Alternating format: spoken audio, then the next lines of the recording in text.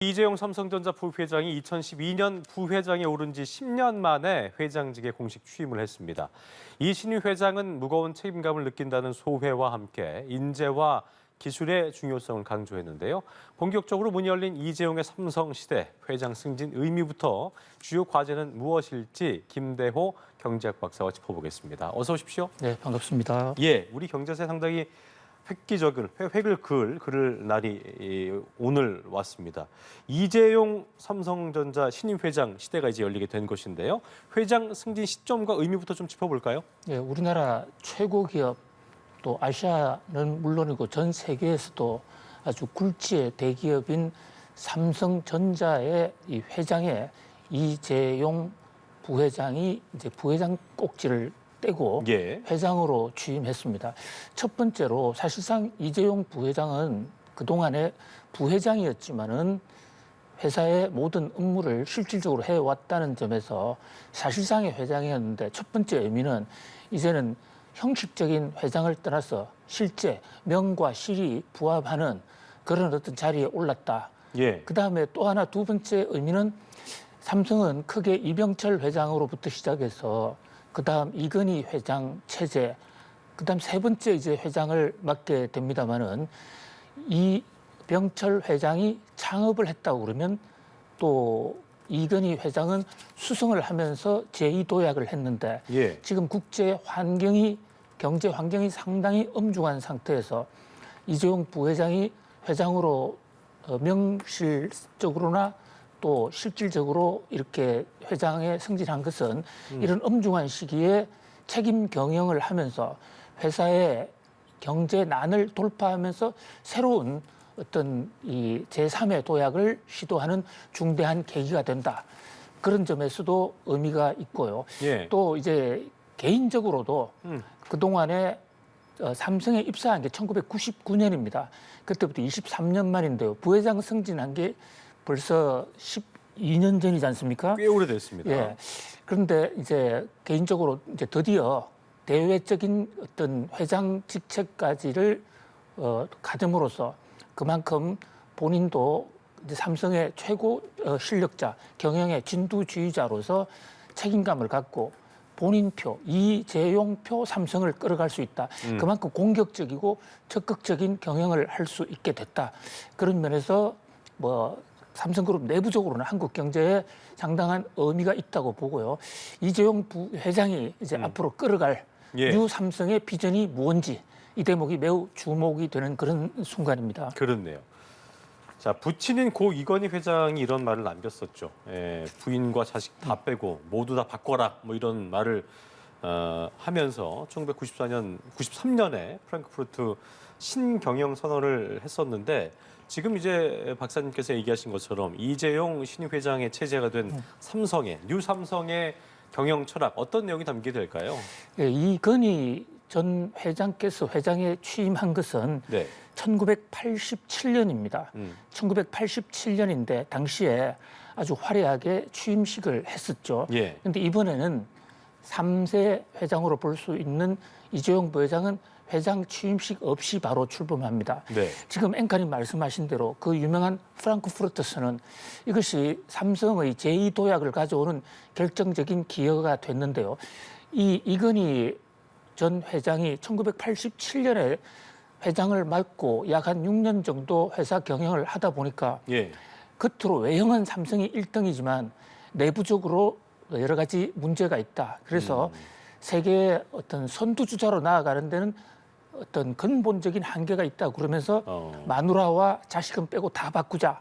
했는데 당시에 바꾸자고 했던 그 핵심은 첫 번째 불량을 없애겠다는 겁니다.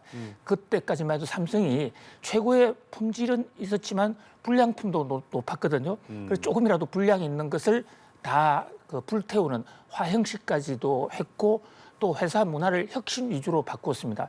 자, 그러면 지금의 삼성은 어떻게 이재용 부회장의 뉴 삼성은 어떻게 갈 것인가?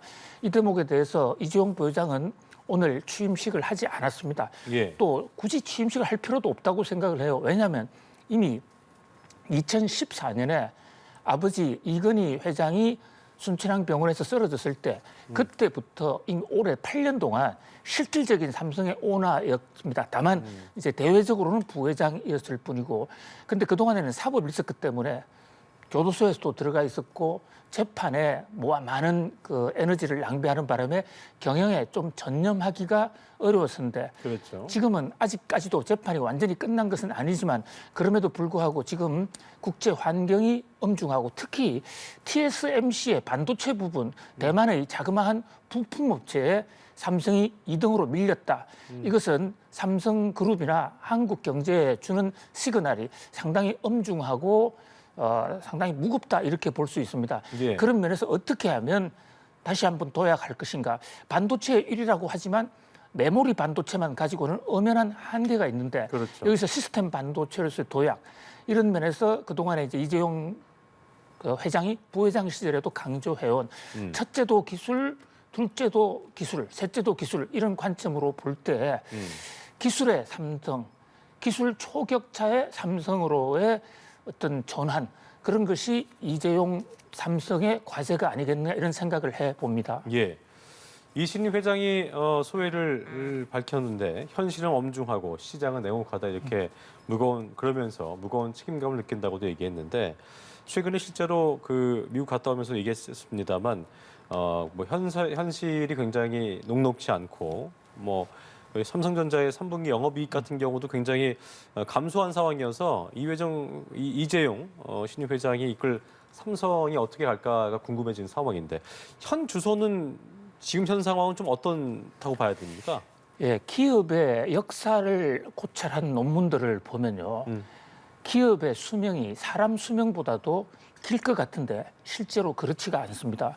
사람 평균 수명이 지금 우리나라 같은 데는 80세까지 올라가 있는 이런 상황인데, 기업은 수명이 기껏해야 30년 정도, 그것도 우리 한 기업의 경우입니다. 그 얘기는 그만큼 환경 변화에 따라서 기업이 생기고 죽고 명멸, 이게 굉장히 주기가 빠르다 이러는데 30년이요. 30년도 채 안 돼요. 안 됩니까?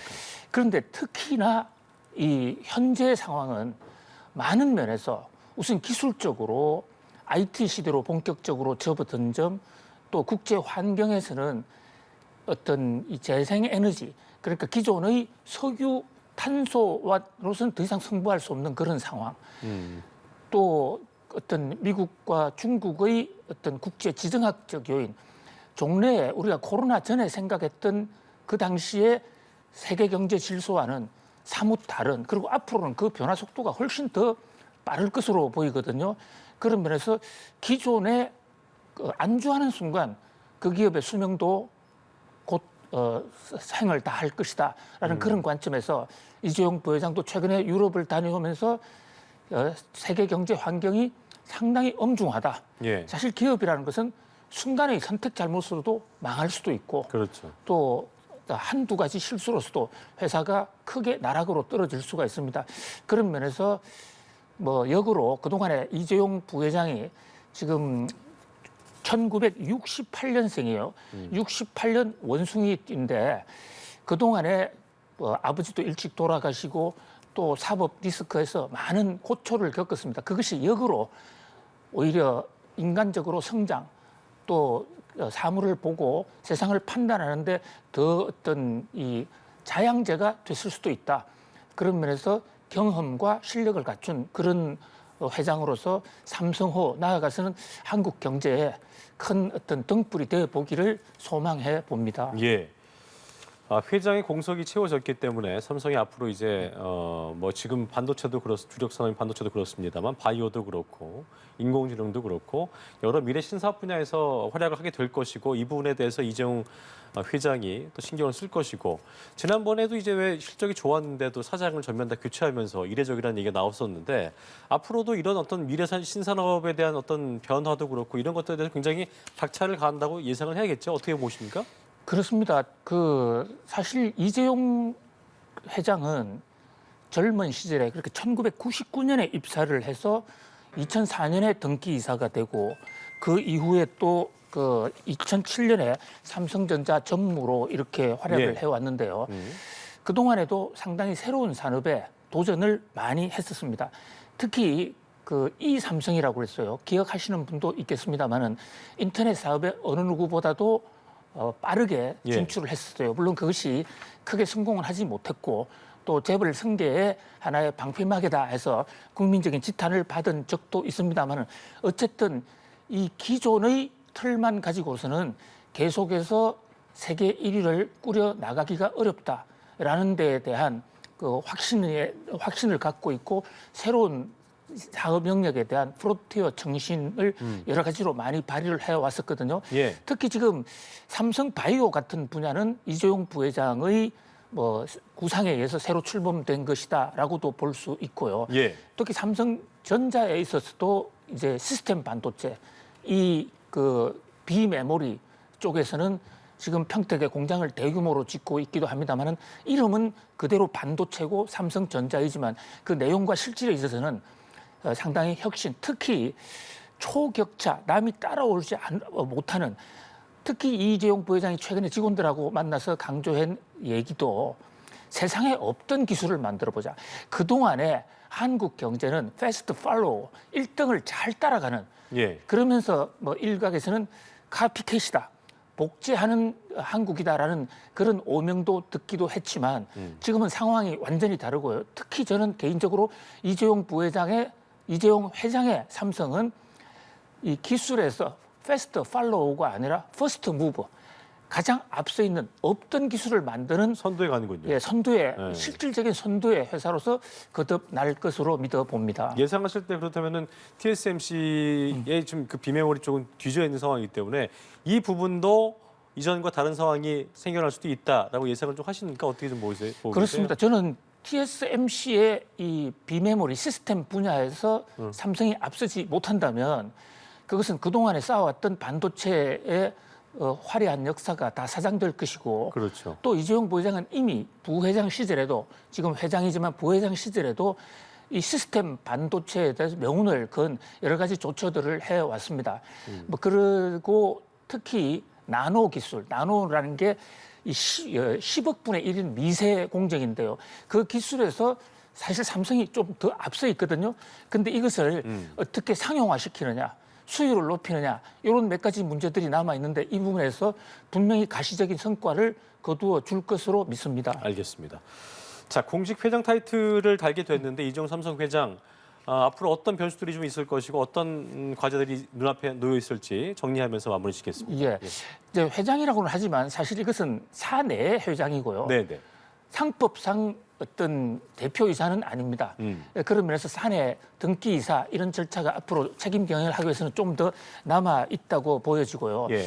또 하나는 사법 리스크인데요. 삼성 물산의 합병 과정에서 승계를 위해서 어떤 이 주식을 중간에 부당 이득을 취했다는 재판이 진행 중이거든요. 이 대목에 대해서도 어떤 형태로든지 깨끗하게 마무리 지을 필요가 있다고 봅니다. 특히 이재용 부회장은 취임 일성으로 기자들과 길거리에서 만난 이 자리에서 사랑받는 기업으로 거듭나겠다. 예. 이 대목 굉장히 중요한 것 같습니다. 그렇죠. 그동안에 이제 우리 기업은 좀 이윤에 앞장서다 보니까 피도 눈물도 없는 맞아요. 오로지 효율만을 생각하는 그런 예. 기업이라는 비판을 받아왔던 적도 없지는 않은데요. 예. 이번에 이제 회장 본인부터 사랑받는 국민적인 사랑, 세계 인류의 사랑, 그 사랑을 받기 위해서는 우선 기술 혁신이 첫 번째고요. 그 다음에 어떤 지배 구조나 특히 중소기업과의 관계에서 동반 상생의 문화 그렇죠. 이런 데에 대해서도 아주 그 두드러진 그런 어떤 각오를 갖고 새로운 출발을 해줄 것으로 믿습니다. 알겠습니다. 지금까지 삼성의 신임 회장이 된 이재용 회장에 대해서 자세히 짚어봤습니다. 김대호 경제학 박사와 함께했습니다. 고맙습니다. 감사합니다.